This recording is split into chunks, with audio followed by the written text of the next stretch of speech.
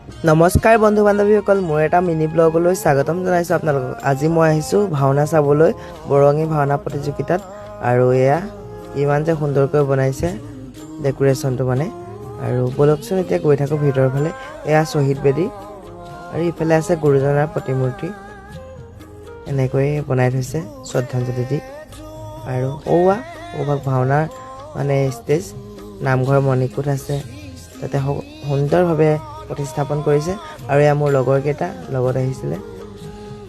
আৰু বলকচোন এতিয়া গৈ থাকোঁ ভিতৰৰ দিশে।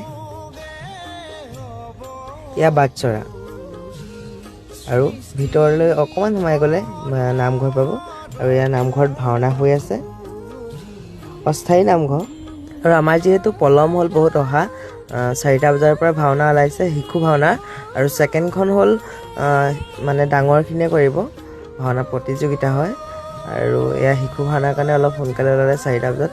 আমি একো নাপালোঁহি, অলপ মানে মাজৰ পৰাহে পাইছোঁ চাবলৈ।